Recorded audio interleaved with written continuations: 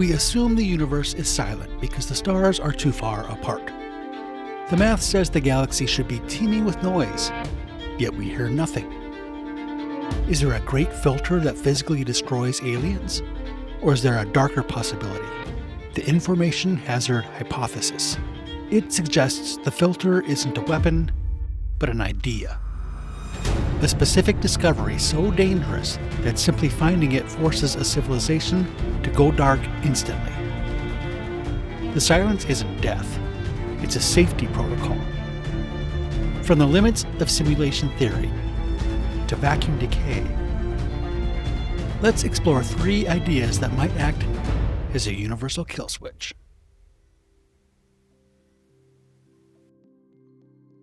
Before we get to the idea that makes advanced civilizations go silent, we have to talk about the silence itself. Since you clicked on this video, I assume you know about the Fermi Paradox. But very briefly, in case you don't, it's the tension between the high probability that extraterrestrial life exists and the absolute zero evidence we have for it. For decades, we've tried to explain this with the Great Filter theory. The idea is simple. There must be a barrier that stops life from becoming a galactic civilization. Traditionally, we've conceptualized this filter in physical terms, often referred to as hardware filters. We assume the filter is something that explodes: nuclear war, asteroid impacts, or climate collapse. We assume civilizations fail because they aren't strong enough or smart enough to survive the physical universe. However, as our own civilization advances into the information age, a more disturbing possibility has come up. We need to look at software filters. What if there is a specific piece of knowledge, a proof, a line of code, or a law of physics that is incompatible with survival? We assume knowledge is always power. We assume that learning the truth about the universe is always a net positive.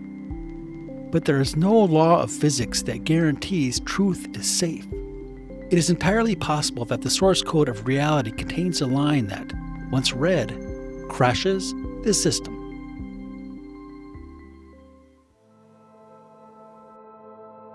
To understand how an idea can act as an extinction event, we have to look at a concept from philosopher Nick Bostrom called the vulnerable world hypothesis. See a link to his paper in the description below. Bostrom asks us to imagine scientific discovery as reaching your hand into a giant urn and pulling out balls, each representing a new technology or discovery. Throughout human history, we have pulled out numerous white balls. These are beneficial things, like vaccines or basic agriculture. We have also pulled out some gray balls, which are mixed blessings. Think nuclear fission, for example, which can both power an entire city and also flatten one. The fear, though, at the core of this theory is that the urn also contains a black ball. This is a technology or a truth that invariably destroys the civilization that finds it. For instance, Bostrom proposes the easy nuke scenario. What if we found a way to trigger nuclear fusion just using a microwave, some rubber bands, and a roll of duct tape? If the power to flatten a city becomes as easy as baking a cake, safety becomes a statistical impossibility. The danger isn't just the weapon itself. It's how easily it can be used by anyone, anywhere. But here is the really unsettling part. The black ball doesn't have to be a physical weapon. It doesn't have to be a supervirus or a microwave laser. It could simply be an idea. This connects to an earlier concept from Bostrom called information hazards. The idea is simple. Some true information is dangerous. Just learning it or spreading it can cause harm. It challenges the assumption that all information should be free and openly shared. In some cases, the knowledge itself can hurt people, or it can become a tool that lets people hurt others. But what if there was a piece of true information, just the idea itself, that was lethal? And this brings us right back to the Fermi Paradox. We look up at the night sky and see billions of stars, yet we hear absolute silence. Imagine that every advanced civilization, no matter where they are in the galaxy, eventually reaches into that urn and pulls out this specific black ball. They learn something true about reality that is incompatible with survival. Once a civilization looks at this truth, they are faced with a choice. They either accidentally destroy themselves, or they realize that the one way to survive is to go dark. You stop expanding. You stop broadcasting. You basically unplug the phone and hide in the basement. But if we accept that a mere thought can be an extinction event, we have to at least speculate about what the ammunition might be. What piece of knowledge could be potent enough to stop everyone, not just humans, but hive minds and silicon-based life forms? What is the universal kill switch? What might this black ball actually look like? The first candidate comes straight from the standard model of physics, and honestly, it's one of the most anxiety-inducing concepts in science. It's called vacuum decay. Here is the human scale way to understand it. Right now, we think of empty space, the vacuum, as the ground floor of reality. It's the lowest possible energy state. If you put a ball on the ground, it stays there. It's stable. But recent calculations hint at the fact that our universe might not be on the ground floor. We might be on a ledge above the ground floor. Physics calls this being metastable. Think of it like a lake high up in the mountains. It looks stable, the water isn't going anywhere, but there's a valley further down. If you punch a hole in the dam, all that water is going to rush down to the true bottom. In our case, if a bubble of true vacuum were to form, it would be a sphere of low-energy physics. It would rewrite the laws of the universe, destroying everything inside a sphere moving outward at the speed of light. You wouldn't even see it coming. Okay, but how does knowing about vacuum decay destroy a civilization? Imagine a civilization discovers the theory of everything, and inside that math, they find absolute proof about two things. First, they find out that the energy required to punch that hole in the dam is terrifyingly low. Second, they discover something called the Quantum Zeno Effect. The Quantum Zeno Effect is a real phenomenon, where observing a quantum system frequently can actually freeze its change. But its counterpart, the Quantum Anti-Zeno Effect, can actually accelerate change with longer, repeated measurements. If a civilization realizes that just studying the vacuum with high-energy experiments increases the probability of it collapsing, they are in a trap. The knowledge itself is the weapon. If you know how easy it is to end the universe, it becomes a statistical certainty that someone will do it. Maybe it's a rogue scientist. Maybe it's a terrorist. Maybe it's just an accident at a particle collider. So the only rational move is totalitarian stasis. To prevent the end of the universe, the civilization must dismantle its high-energy physics capabilities. They create a global surveillance state to ensure no one ever builds a collider again. They have to ban space travel because interstellar engines use too much energy. They have to lock their civilization in a cradle to keep the baby from playing with matches.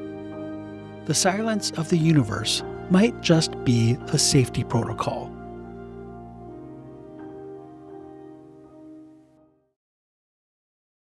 Let's move from physics to computer science. This black ball candidate requires us to visit the simulation hypothesis. If you accept the premise that it's possible to simulate a universe, and that civilizations will eventually run these simulations, then statistically, we are likely inside one right now. But what if a civilization moves beyond this idea as a thought experiment and actually proves it?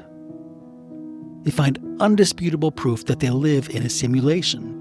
And crucially, they also discover the simulation has limits. It has a resource cap. They discover that the frame rate of the universe drops when there's too much complexity in a local region. There is a limit to how much matter and energy can be processed by the simulator in a given volume of space. The info hazard here, the idea that shuts down the civilization, is that expansion equals deletion. If they expand to other stars, If they reproduce exponentially or build megastructures like Dyson spheres, they increase the computational load on the server. They could be flirting with a simulation shutdown, a cosmic blue screen of death. They risk crashing the simulation. This turns the Great Filter into the Great Throttle. To survive, an advanced civilization doesn't go out and conquer the galaxy. They do the exact opposite.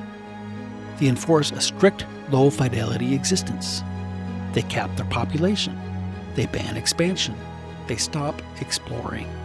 They effectively put their entire civilization into low-power mode to stay under the radar of the cosmic task manager. They realize that the only way to keep the game running is to play it as little as possible. So when we look up at the night sky and see nothing but silence, we assume we're alone. But maybe we aren't alone. Maybe the galaxy is teeming with life, but everyone is hiding in the dark, holding their breath, terrified that if they make too much noise, they'll crash the universe. The first two triggers were physical constraints. This third one is purely psychological, and in some ways it's the most disturbing of all. It's the hazard that breaks the will to live. Civilization runs on the engine of agency. We wake up, we make choices, we build the future because we believe we can influence it. But what if a civilization discovers irrefutable mathematical proof that free will is a hallucination? This trigger relies on a concept called eliminative materialism, which argues that our common sense understanding of the mind is fundamentally flawed. That the truth is we are just biological machines. That all your beliefs, your desires, your fears, every thought or feeling you ever have that you think makes you, you, is entirely determined by the initial conditions of the universe. That is called radical determinism. Now, imagine that a civilization builds a supercomputer, and it can calculate the position of every particle in a closed system. They turn this machine on a person and predict their actions with 100% accuracy, down to the millisecond, before the person even decides to act at all. They empirically prove that free will does not exist. This is the puppet realization. The horror writer Thomas Ligotti writes about this. He describes humans as self-aware puppets, and he argues that the worst thing a puppet can know is that it is a puppet. If a civilization proves, not suspects, but proves that everything it ever thinks is just a byproduct of organized matter, then there is no control. It makes every choice, every decision, meaningless. Why build a starship if the launch was determined 13 billion years ago? Why struggle? Why expand? The illusion of effort evaporates. The civilization might succumb to a species-wide depression or a voluntary extinction. They don't die in a war. They just resign from the game of existence.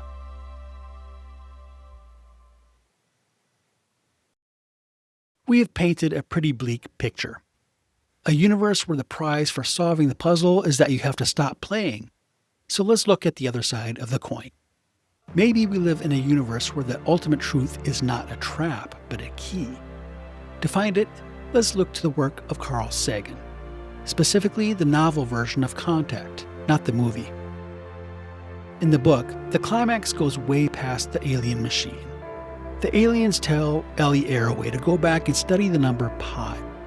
We know pi is an infinite, random string of numbers, but the aliens tell her to calculate it in base 11. This is a crucial detail. Base 10 is arbitrary. We use it because we have 10 fingers and 10 toes. Base 11 is mathematically distinct. It is a prime number. When Ellie runs the calculation deep into the number stream, far deeper than humanity has ever looked, the randomness stops. It is replaced by a long sequence of zeros and ones. When the length of the sequence is arranged into a square grid, the ones form a perfect circle. The implications of this are staggering. Pi isn't a physical constant like gravity, it's a property of logic itself. If there is a message hidden inside pi, it means the universe wasn't an accident. It means mathematics itself was manufactured. It means there is an artist. If the ultimate truth is a signature, it would solve our crisis of meaning. It would encourage us to keep building, keep calculating, and keep expanding to find the next message. Now, to be clear, Sagan's story is fiction. It doesn't scientifically explain why the sky is empty, but it fundamentally changes the nature of the gamble. It suggests the Fermi Paradox isn't a graveyard. It's a waiting room, a cosmic standoff between civilizations paralyzed by the fear of a black ball and those brave enough to keep digging for a signature. And this brings us back to the silence. We are standing at the edge of the urn. We have a choice. We can pull our hand back, stay safe, and survive in the dark. Or we can reach deeper. The Great Filter may not be a test of our technology, but a test of our nerve. The civilizations that fail are the ones that flinch, the ones that go quiet because they realize silence is the only way to guarantee safety. But the alternative is that we push through the hazard. We brave the possibility of madness. We keep calculating, we keep searching, and keep expanding our understanding of the dark. We have to hope that what is waiting for us at the bottom of the urn isn't a trap that snaps shut, but a hand that pulls us up. And until we know for sure, the only way to find out is to keep reaching. The universe is full of questions we're only just starting to ask. If you want to keep exploring more than with me, please consider subscribing. It helps the channel and it keeps the curiosity going. Thanks for watching, be kind to each other, and take care.